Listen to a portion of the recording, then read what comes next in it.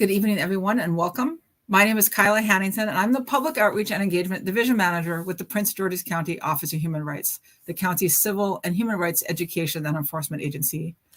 Tonight, we are once again partnering with the Prince George's County Memorial Library System, who have been fantastic event partners with us for many years now, and we thank you for joining us on their platforms. Tonight, I'm so excited to be welcoming the editors and two contributors to the beautiful, award-winning new anthology, What Things Cost, an Anthology for the People. This book is the first major anthology of labor writing in nearly a century.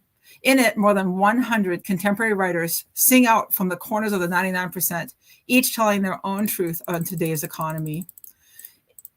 In his final days, Reverend Dr. Martin Luther King Jr. called for a multiracial coalition of the working poor. King hoped this coalition would become the next civil rights movement, but he was assassinated before he could see it emerge as the Poor People's Campaign, now led by Reverend Dr. William J. Barber II and Reverend Dr. Liz Theoharis. King's last lesson about the dangers of dividing working people inspired the conversations that are gathered herein. These voices and stories are luminous and resonant, and tonight we will hear some of those voices and stories. Our guests tonight are phenomenal, and I will take a moment now to introduce each of them before we get going. Rebecca Gayle Howell is a writer, translator, and editor. Her Best Book of the Year honors include those from the Best Translated Book Awards, Forward Indies Awards, the Nautilus Awards, the Sexton Prize in the UK, and Banable Prize UK. Among her other honors are the United States Artist Fellowship, the Carson McCullers Fellowship, the Pushcart Prize, and 2 Winter Fellowships from the Fine Arts Work Center in Provincetown. Howell is the longtime poetry editor of the Oxford American and a professor of poetry and translation for the University of Arkansas MFA program. Ashley M. Jones, who regular viewers may recognize, we've had her a few times with the Office of Human Rights in the Library System. She is the Poet Laureate of Alabama. Her term is from 2022 to 2026. She is the first person of color and the youngest person to hold this position in its 93-year existence. She holds an MFA in poetry from Florida International University and is the author of Magic City Gospel, Dark Thing, and Reparations Now.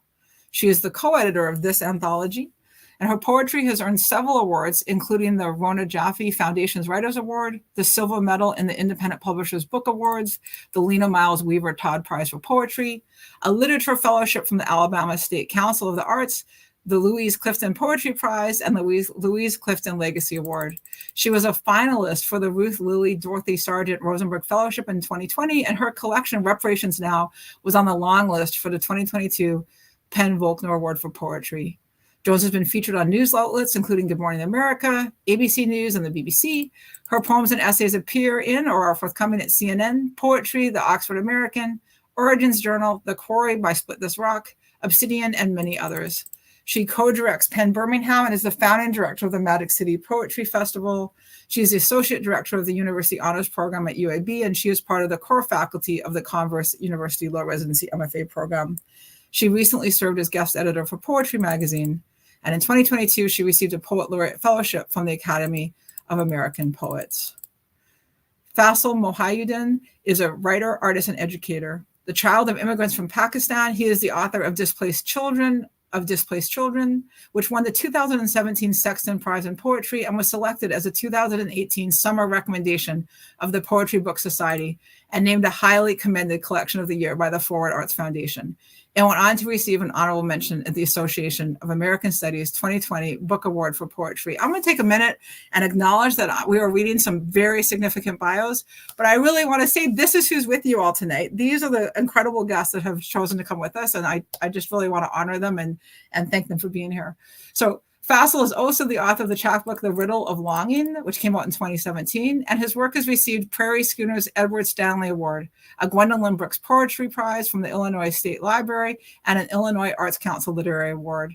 His recent work appears in Poetry Magazine, Poet Lore, Quelly, The Margins, Pleiades, Chicago Quarterly Review, and Rhino.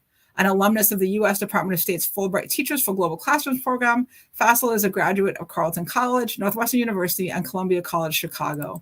And an educator, advisor, and master practitioner for the global not-for-profit Narrative 4, he teaches English at Highland Park High School in Illinois and creative writing at the School of Professional Studies at Northwestern University, and he lives in Illinois.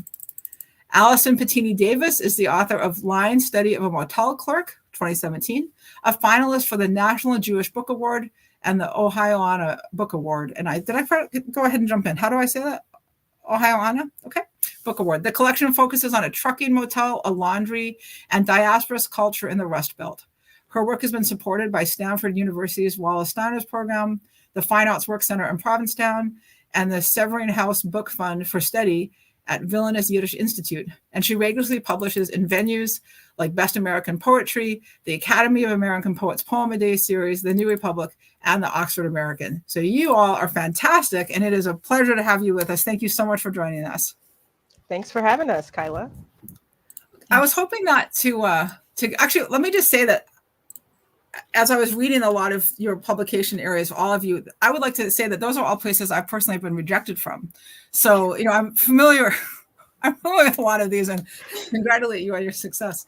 I love this book. I was so excited when I saw it. And then when I got it and I read it, I couldn't even believe, well, I'm going to talk a lot about it. I couldn't believe the gorgeousness that I was reading, the way it resonated, like, it was really, really impactful.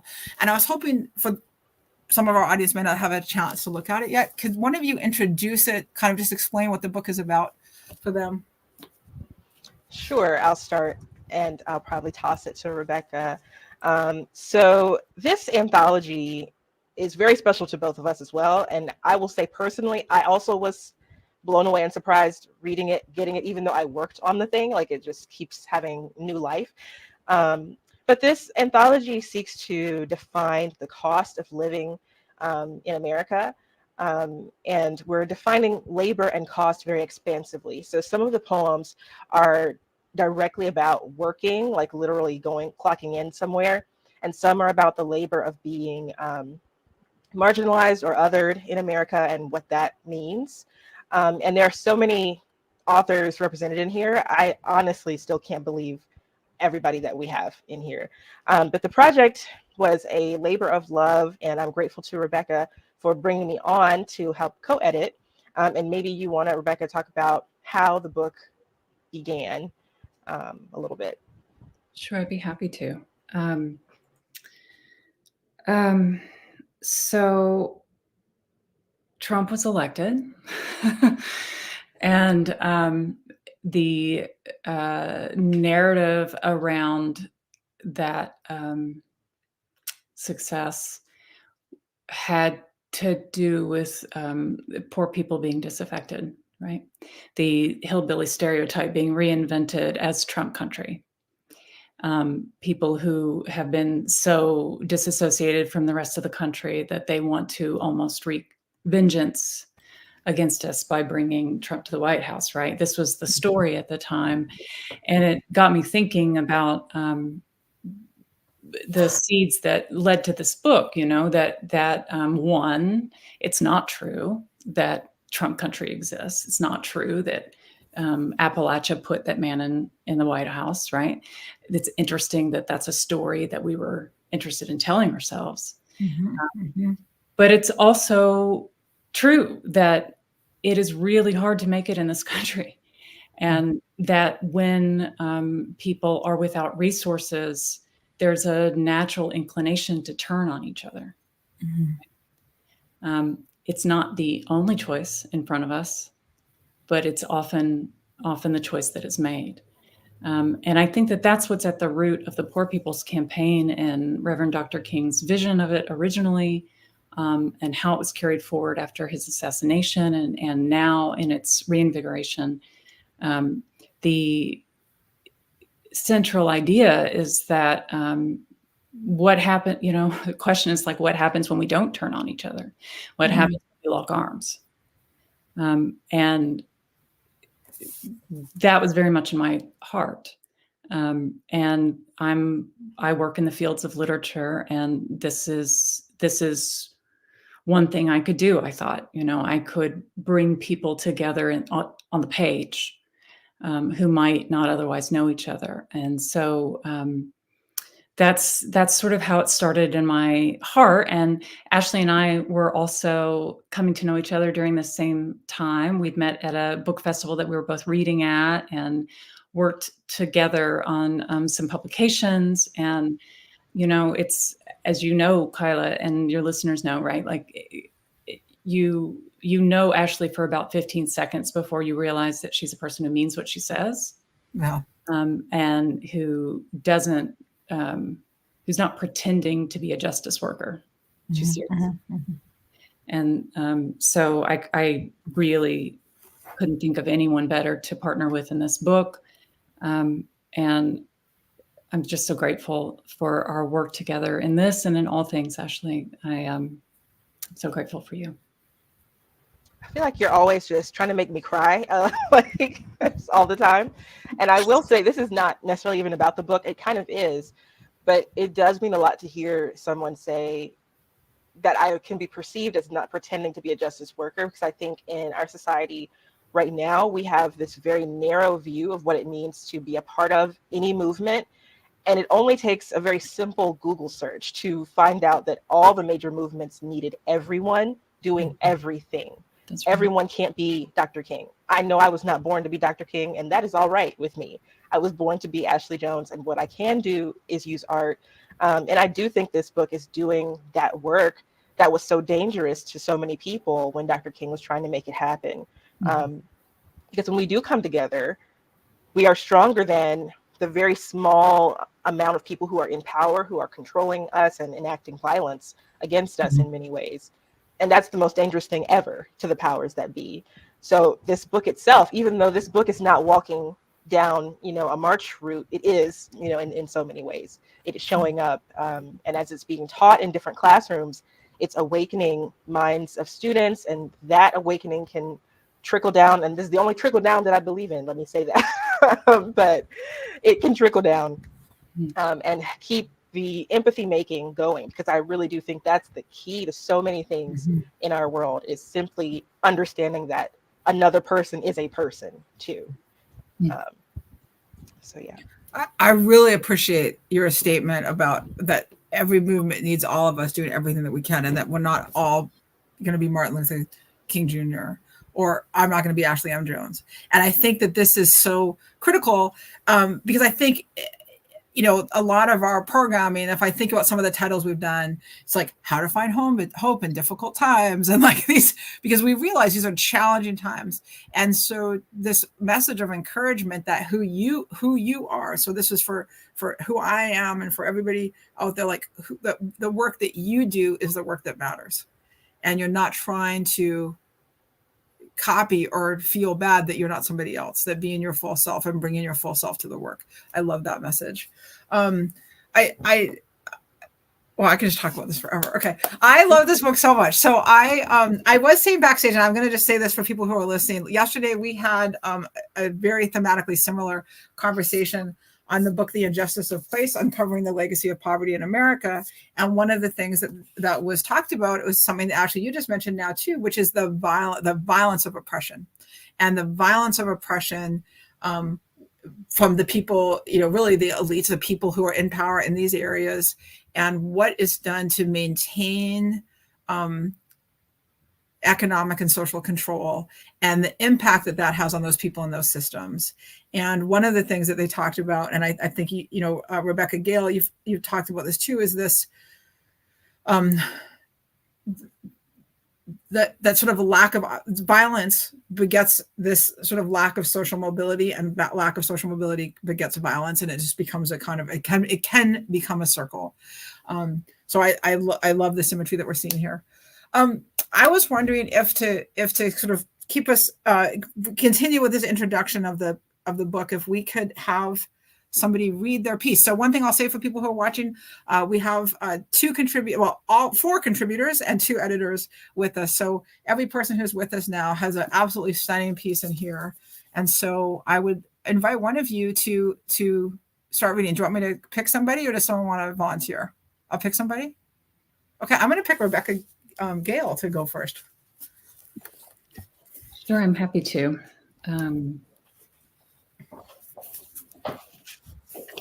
So maybe it's helpful to just say a couple of things. This is, I don't normally write autobiographically, but this is like I think the only poem I've ever published that's truly out of my family's story. My mother was raised on a subsistence farm in Appalachia in East Kentucky. Her parents were living according to the agrarian economy that had thrived before the extraction industries came in. Mm-hmm. But that economy had been dead for at least 50 years, by the time my mom came along. And so, in other words, they were living according to an economy that didn't exist anymore, right? So according to the capitalist economy, according to the money economy, they were the poorest of the poor in the county. And that confluence is at the root of who I am and the root of my inheritance from my mother because of her profound shame of their poverty. And my resistance of that shame, my hope that she can heal from that. So that's some of what this poem is reaching out of. My mother told us not to have children. She'd say, never have a child you don't want. Then she'd say, of course I wanted you. Once you were here. She's not cruel, just practical, like a kitchen knife. Still, the blade and care. When she washed my hair, she hurt. Her nails rooting my thick curls, the water rushing hard. It felt like drowning, her tenderness. As a girl, she'd been the last of 10 to take a bath, which meant she sat in dirty water alone. Her mother in the yard bloodletting a chicken, her brothers and sisters crickets, eating the back 40, gone. Is grace a resource of the privileged? In this respect, my people were poor. We fought to eat and fought each other because we were tired from fighting. We had no time to share. Instead, our estate was honesty, which is not tenderness, and that it is a kind of drowning, but also a kind of air.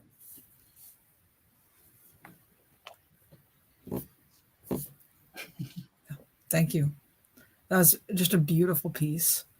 And I wanted to ask you a couple of things about it. And one of the things I wanted to start with is you introduced it by saying you don't often write, and this may in fact be your only like truly autobiographical poem. Did you write this specifically for the collection, or was it there and you pulled it in? Or that's a great question. No, it had already been published in an anthology before. And it was one of those poems that, as you know, like sometimes some writing just wants to fall out of us. And it was one of those. It was written in about 5 minutes. Yeah, no, it's really evocative. My colleague, one of my colleagues was really hoping to join us tonight, and she unfortunately is not feeling well, but she had a lot of comments and thoughts about this piece. And I wanted to share a couple of them with you. I mean, she wrote to me that she really enjoyed the piece. It's something that she could relate to as her own mother emphasized the importance of being smart when having children. And, she grew up with multiple siblings and also came from a family that could, she says, be brutally honest at times. And then she said, it's okay, it builds character, LOL. So one of the things she was wondering is, is being able to create a family a privilege? I think anyone can answer this. I defer to the parents in the room.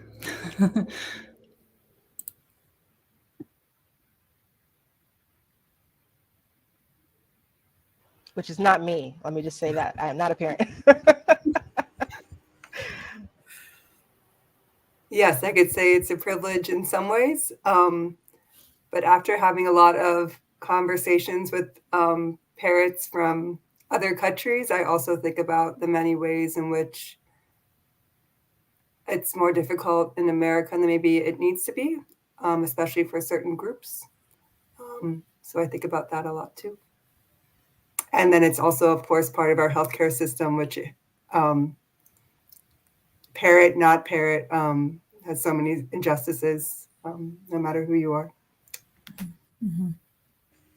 And one thing I'll add, I mean, as a public school teacher, I mean, I think there are so many students that I have that don't have families or don't have homes. They do technically on paper. There are people who are guardians or parents, but they don't have a network of people behind them at home who support them, you know, personally, emotionally, academically. And I think I've never lost sight of like that was something I had despite a lot of struggles growing up. But that family was there, and that was and it still is a huge privilege. Mm-hmm. Mm-hmm. Actually, oh, go ahead, Ashley. I was just going to say, I know I just said I'm not a parent, which I still am not a parent a few minutes later after saying it. But I thought about in the class that I'm co-teaching, we've talked a lot about injustices and misrepresentations in various systems. And for me, as someone who has not yet had children but wants to, there's a lot of costs that I'm trying to weigh. You know, for one, how do you pay for children? I don't know, truly. I'm one of four. I don't know how my parents did it, honestly. Kids eat a lot of food. There's a lot of costs. Getting them into a good school, that's a cost, even if not financial. Figuring out what the good school's good, and that's a whole, we don't have time, you know, for that conversation. But also, you know, I'm not someone who's necessarily struggling. Like, I'm privileged to have a college job. So you would think that thinking about having a kid would be easy for me. But I feel like I don't even know if I could afford having a child. I don't even know I can afford getting a home. You know, we all know what's going on with the housing market. But also as a Black woman, I don't know that I can afford having a child because I don't know if I'm going to survive it. I don't know that I will live, you know, through that. And then if I do have the child, I don't know that the child will survive. You know, there's just so much that I would be risking, which of course any parent is risking it. But, you know, there are so many ways in which each of us have a specific extra thing to worry about. It's not just, can I feed this baby a bottle, but can I feed the baby the bottle and then can they not be shot in the street? Or can they not, you know, be denied some basic right that they deserve?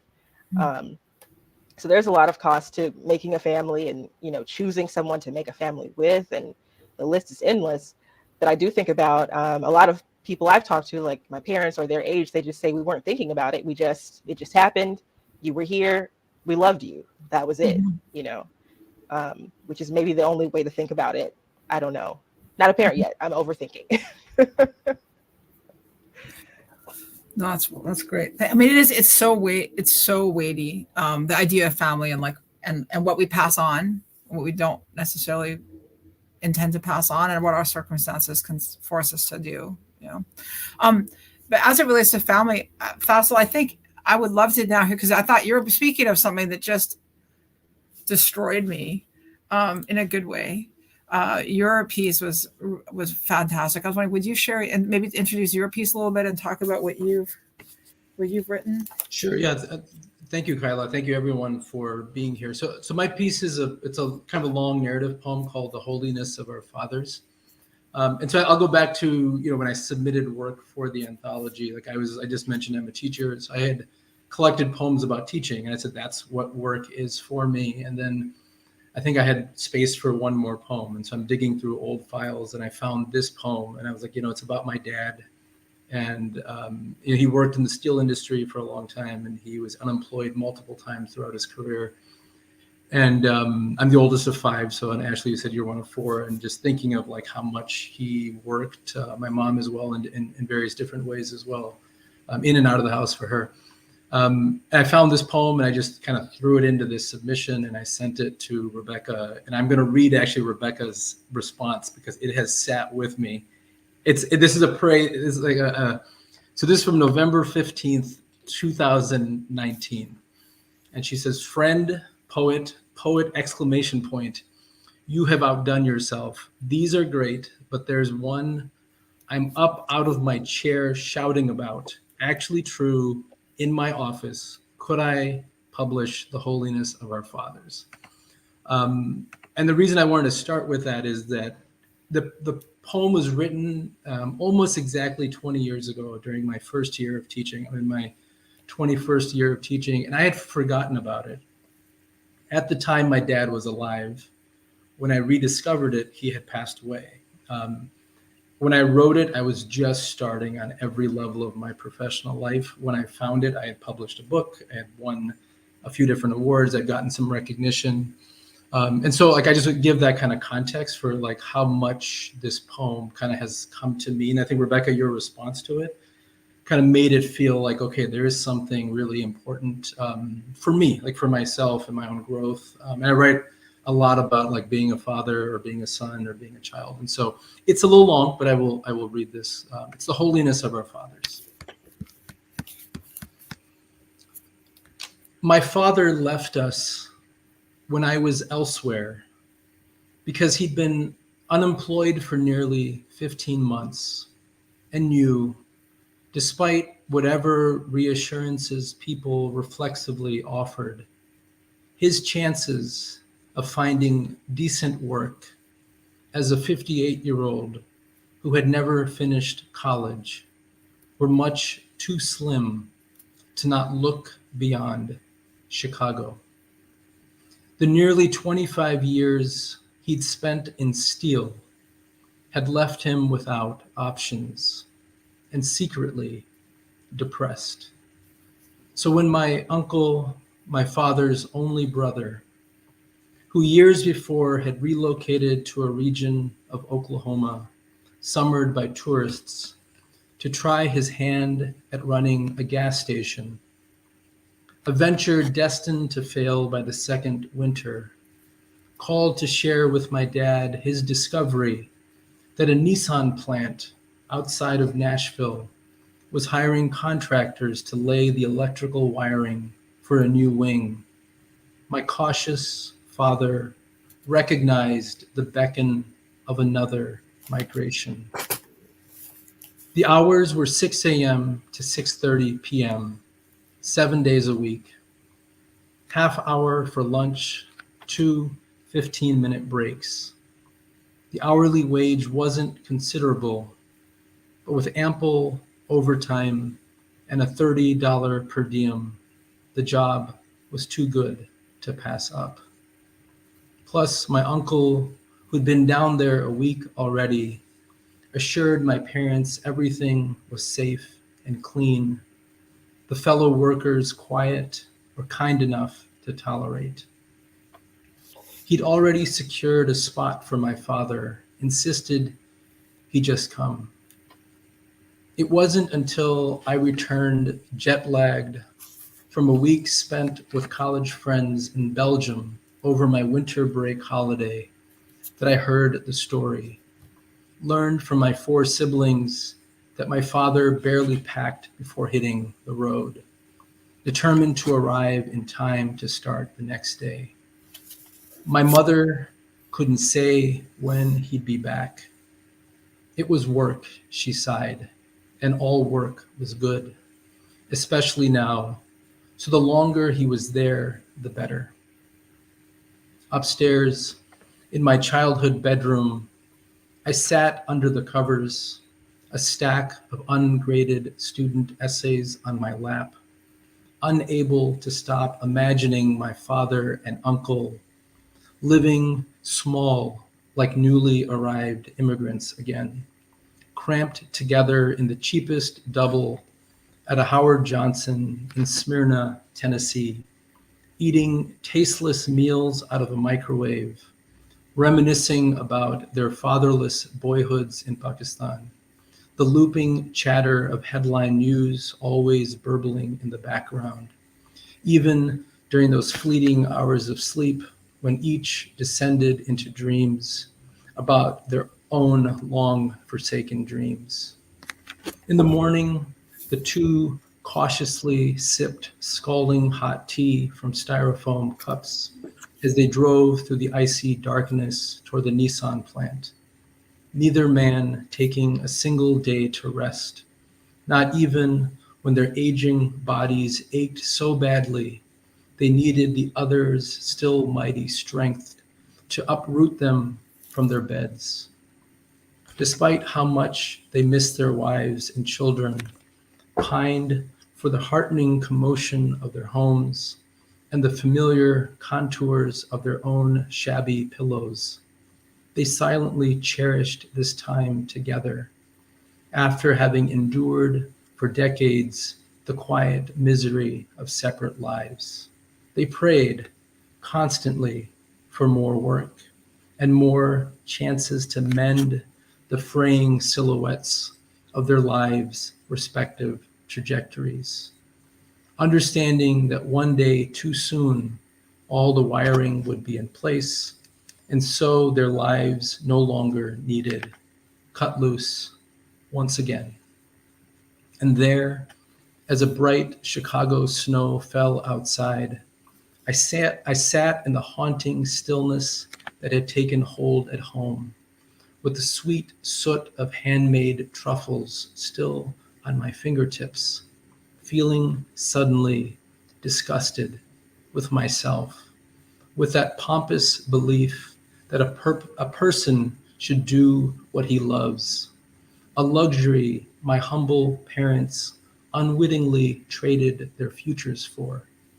What epic self-centeredness and ingratitude to have become a teacher who felt entitled to leisure and comfort, who could afford to forget about God and the incommunicable histories of loss and sacrifice that ensured his existence, who squandered hours and hours of free time writing frivolous poems about the joy-giving power of fresh flowers or the tender charity of the stars, instead of pursuing law or medicine or whatever immigrant parents dream of for their children. Anything that could have paid me well enough to call my father right then, cry, "Come home, Daddy, and bring Chacha with you, because I'm back and I'll take care of everything."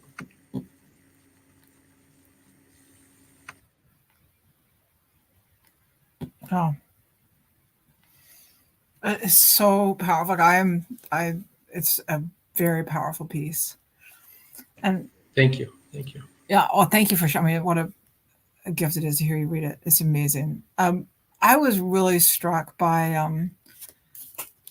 well, all of it, but this part where feeling suddenly disgusted with myself with the belief that a person should do what he loves, a luxury my parents unceremoniously traded their futures for.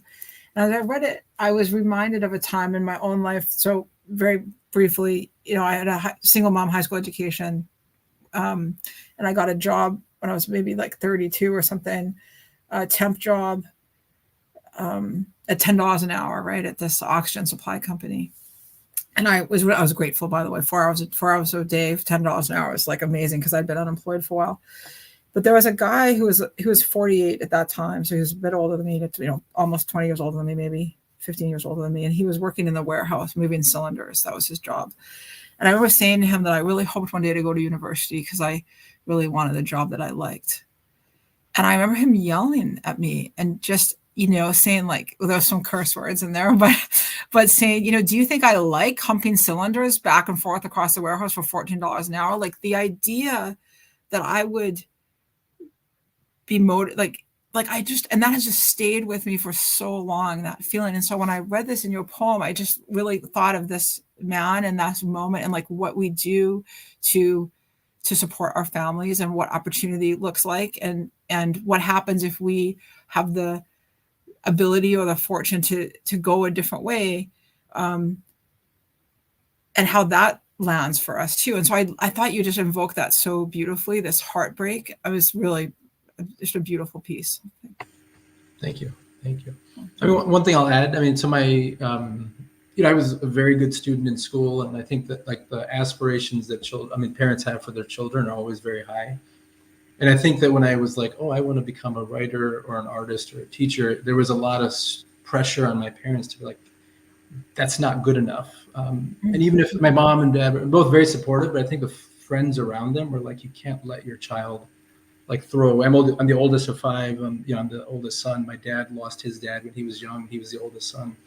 So I think some of those things also really complicated the kind of the inability to reconcile. I think from them, like what choices we make and what like satisfaction, what the value of that is versus the importance of survival, of just having stability, of like the idea of like, how am I going to pay for 5 kids worth of college educations?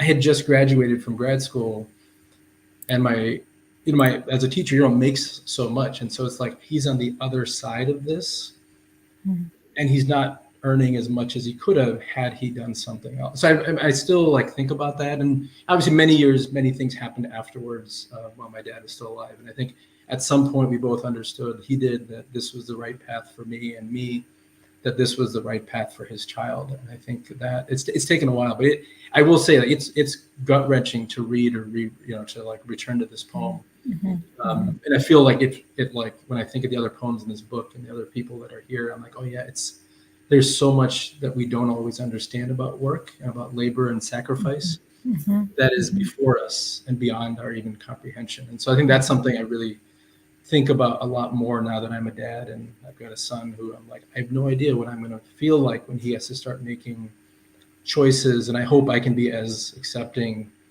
and like faithful as my dad was, even against kind of his own better judgment sometimes. Wow. Was absolutely. I mean, I put a comment on, but there's been some comments in the chat about both the poems we've heard, and the one I just put up said that, heartbreakingly beautiful, weeping, what a privilege to hear it. And I think that really encapsulates, I think, probably how we're all feeling right now. It's a really powerful piece. Thank you. Thank you, Sheila, as well. Allison, would you introduce your piece and share your piece with us? Sure, thank you. And I just could say so much about everything else that's gone before this. Rebecca's poem, Emily Jalul, who also played a major part in the anthology, taught that poem at the Lit Youngstown Writers Festival. And everyone in that room was just, sobbing. So thank you for reading it. And Faisal, I'm also the oldest of 4 children, and my father ran a trucking motel that his father ran before him. And when I said I wanted to major in English in college, they were so angry at me and told me I had to be a pharmacist. And still sometimes I'm sure wish that's what I went into. But I think about how many people in this country in the humanities right now, are working so hard to try to make it. And people with this real love of literature, and people who come from families that have done so much to support them so they can try to go into it, and how, it's not working out for so many people. And it's really, I think about them always if I get something published, or Kylie said earlier about how you've been rejected from most of these journals. I think we've probably been all rejected from the ones we eventually got into as well. So if anyone's watching this and thinking that, just loving literature, and even if you can't make a living doing it, we need everyone, loving art and caring about it and caring about human creativity. So thank you for being here and watching. My poem, The Neighborhood Girls Asked Their Manager for a Raise, is part of a longer collection about these girls who are existing in Youngstown, Ohio, which is in the Rust Belt.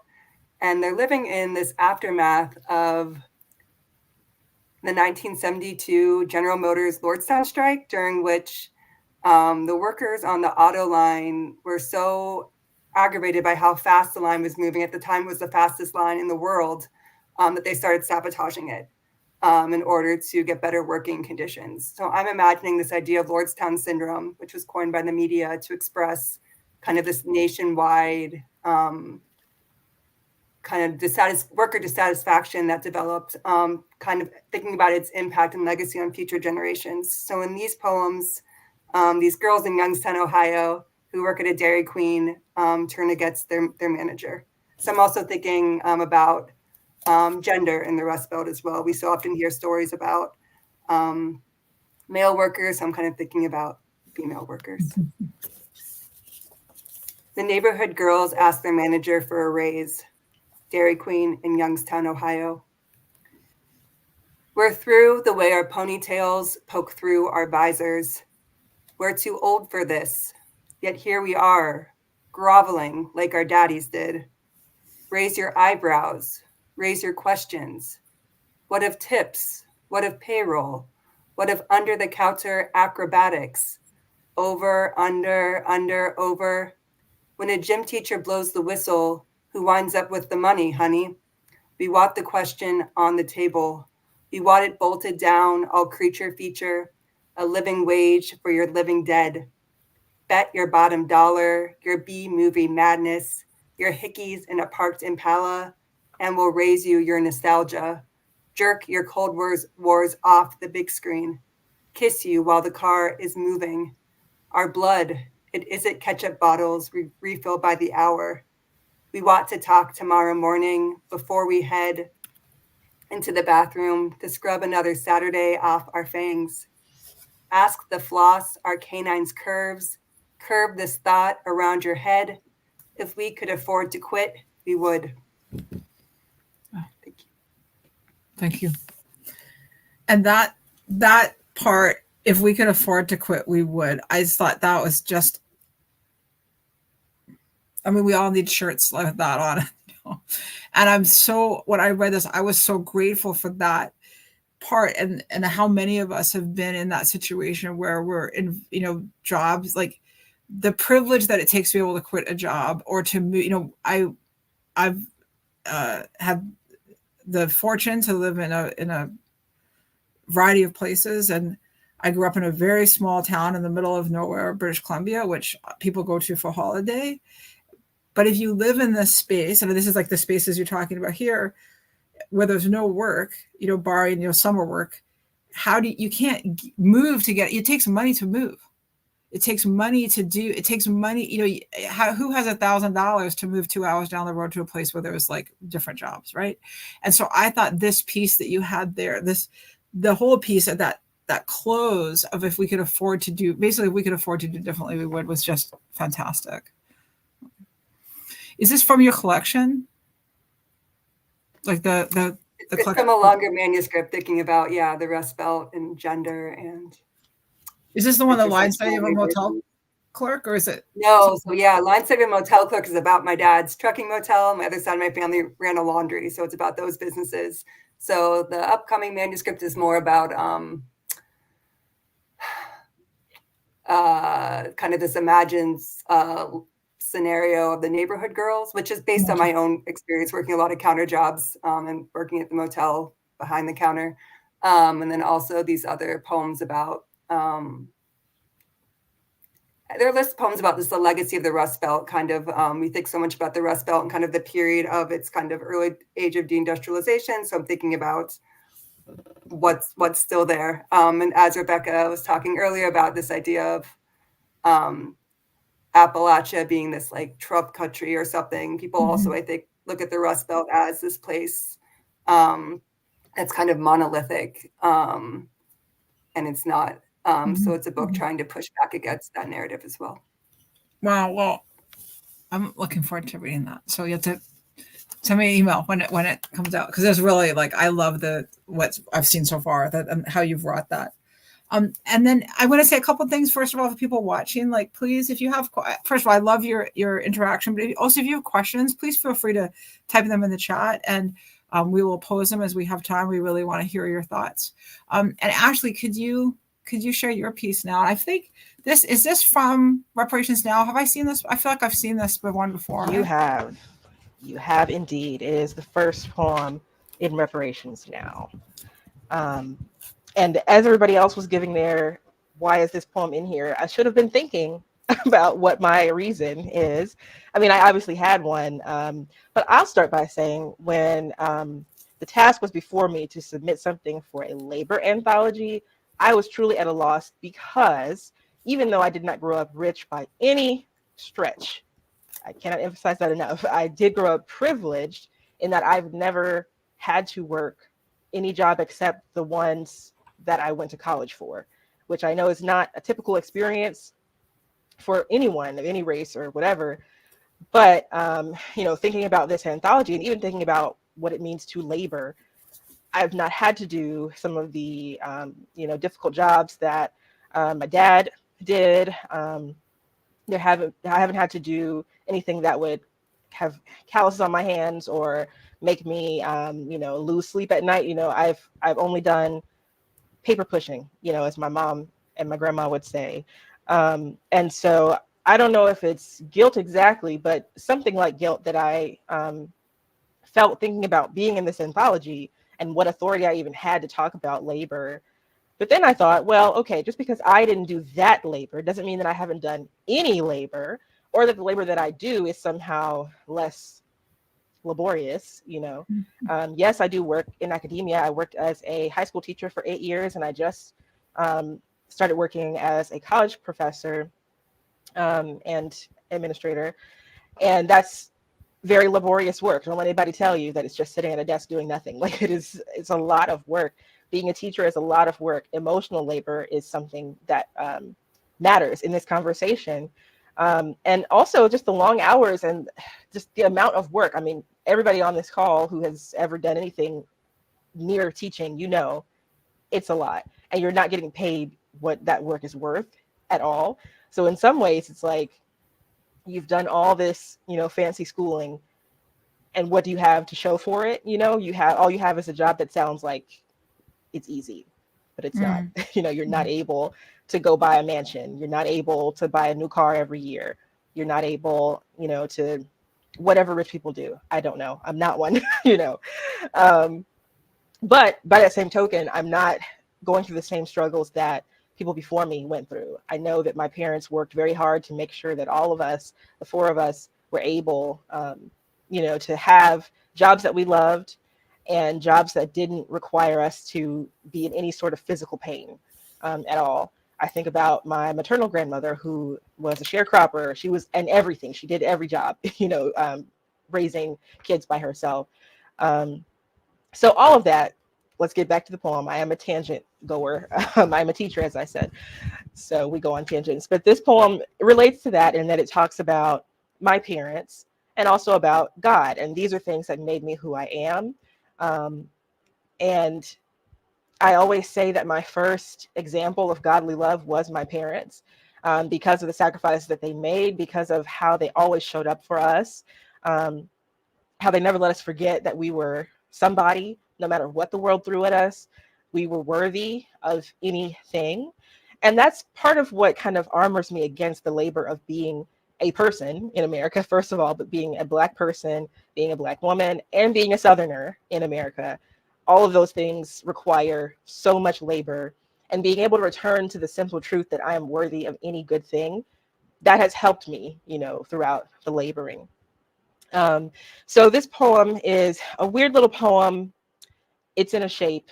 If anybody has the book at home, it's in this starburst shape. I borrowed this form from Mary, I think it's Shebist. If anybody knows the right way to say that, please let me know. And I hope she never hears me say it wrong, because I love her work. Yeah, thank you, Kyla, for showing it. And this poem just seeks to describe the beauty of my version of God and of Christianity, which has never been a difficult one, or one that required me to hate people, or one that required me to disbelieve science, or believe that, any of the many things people think you have to believe and be religious. I've never had to do that, because it's always just been a supportive and beautiful sort of thing, like what my parents showed me. So this is Hymn of Our Jesus and the Holy Tow Truck. Is it that easy, God, to be pulled, or maybe to follow, as if a car half crushed on the back of a tow truck? And incidentally, Lord, is that you I see, flexed on the crossbar of a rusty wrecker, on its way to the east side of Birmingham, which is like Eden, growing holy fruit? My mother, the summer plot of peach. My father, the strong tomato, its unbending vine. Did you teach them to grow in this way, in the sweat of Alabama, strong as the dying crow, its blood-hardened wing straight as a crucifix, pointing always, easily, stubbornly, straight up, pious as a bone toward you.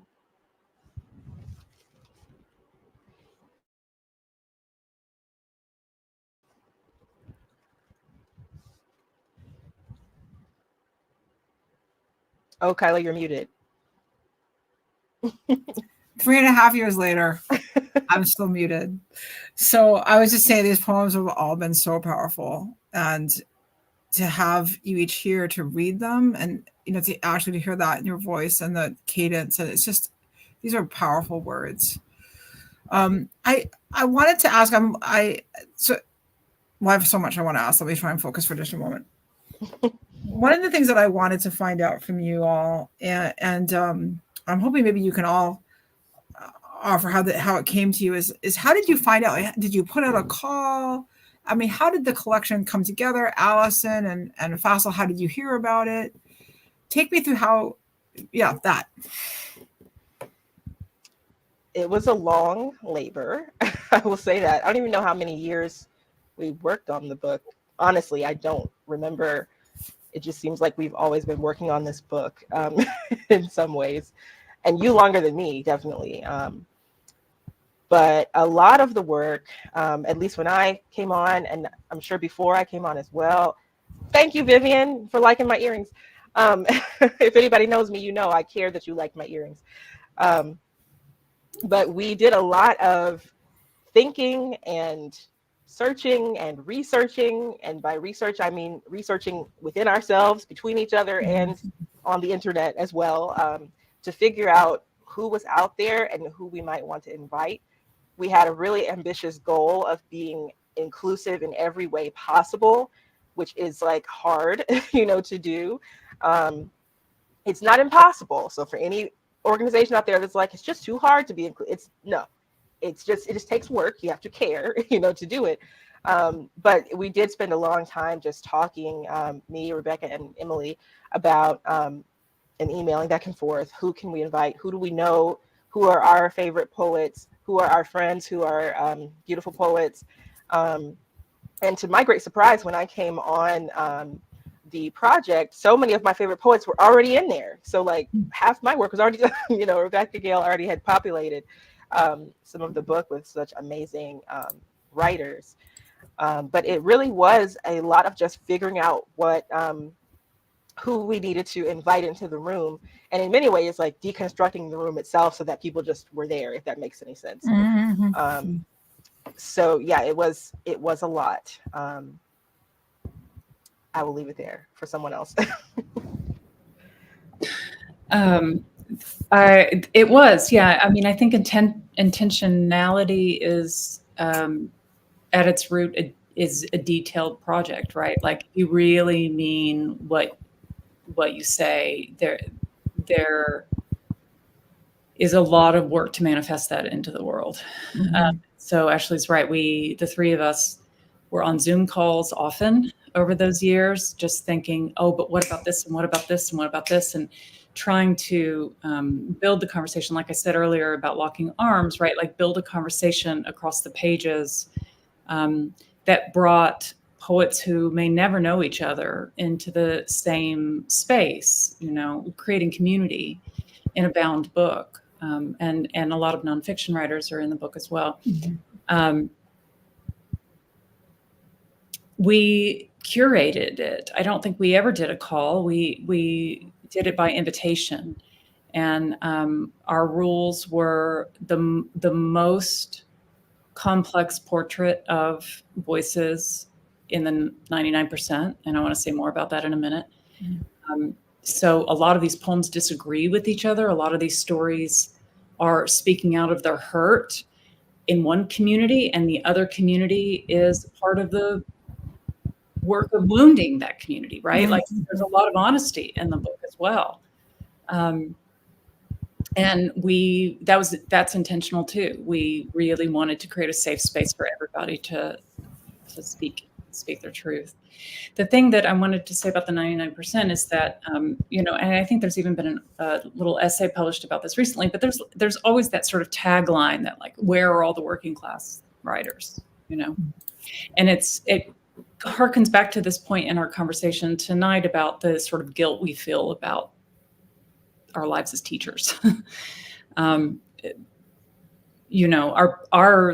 four of us, our parents all made enormous sacrifices in their own lives to give us lives of reading and writing. And it sounds like your mom did too, Kyla, right? Like, that's part of the story. And I think that we are living in a golden age of writing in this country and truth-telling through the imagination and through the song of poetry. There are so many more voices unleashed in this country than there ever has been. But I did not find it hard to find working class poets, because this story that we're writing into, that we're sharing with each other, that we're building this community across the pages in the book, this is, and even more so today than when we were compiling the book, right? It's dramatically changed even since 2018, 2019, how hard it is to make it in this country and how shared that experience is. Even, Ashley, when you're a professor and you're looking at the real estate market and you're thinking, I can't have a baby without a house. How am I ever going to be able to afford a house, right? So, those old markers of middle class protection, that dynamic has shifted. And so I find, and Ashley, I don't want to speak for you, but I wonder if you found this too, that it wasn't actually hard to find poets writing into this space and writers writing into this space, because it's a story that so badly needs to be told and is so deeply shared. Yeah, no, I don't know any writers in the 1% personally, because I think maybe those who have made it to that 1% don't talk to us anyway. They are off doing rich things. Yeah, I think that whole idea of, like, where are the working class poets is such it's an interesting question, because it's like, what do you consider working class, first of all? Where are you looking? If you're just looking at the list of people who have books on Norton, maybe you're not finding them because they have books on Norton. They've got big advances. I don't know. Maybe that's also an assumption. But no, I think, yeah, I've never questioned whether or not the other writers I know understand the struggle of being a writer. And I also think for myself, I need to include what I do as working class. Like, it's not, there are obviously, like, different levels of income that people have, but if I'm not able to just sit and do nothing and make hundreds of thousands of dollars, I'm probably working class because I'm working, for that money. But yeah, I'm just kind of still thinking about the weirdness of that question. Where are they? That question is asked of so many other groups too. Like, where are the good women poets? Where are the good Black poets? Where are like, we're here. Right. We've always been here, Yeah. I mean, one thing I'm thinking about is I have so many friends, and I'd say mostly, I'm thinking of women who are moms who are great poets. Just, they have so many responsibilities. I'm able to sit right here right now because my wife is taking care of our son. My sister's helping out tonight. Like, I'm like very conscious of, like, all the behind the scenes people. And then there are people who don't have anybody to help. And it's the poetry that doesn't get written, that's in their heart, that's in their soul. And so I think that even the recognition of what's not yet written, or what isn't ever going to get written because of the demands and responsibilities, I think is really important to recognize. I'll shout out Allison's husband, who we saw pass behind her with the baby. Speaking of people helping out. Kyla, I'm sorry, I didn't mean to. No, that's a good shout out. It's important, and I appreciate that, like, recognizing the invisible work that goes into to getting people opportunity, including this one.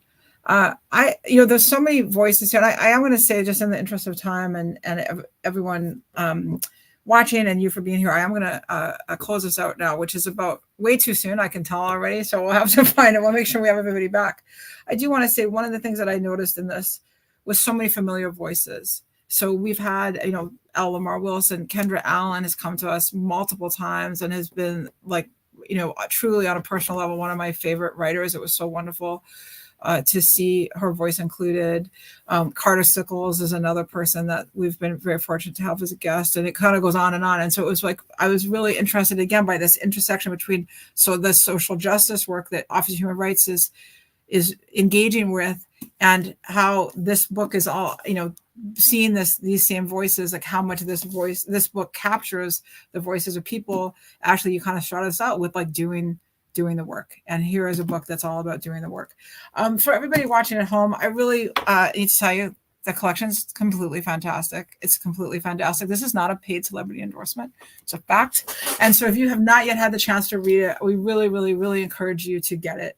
Obviously, one of the best ways you support writers is by buying the book. So if you're in the position where you can go to your favorite independent bookstore and buy it, we really encourage you to do that.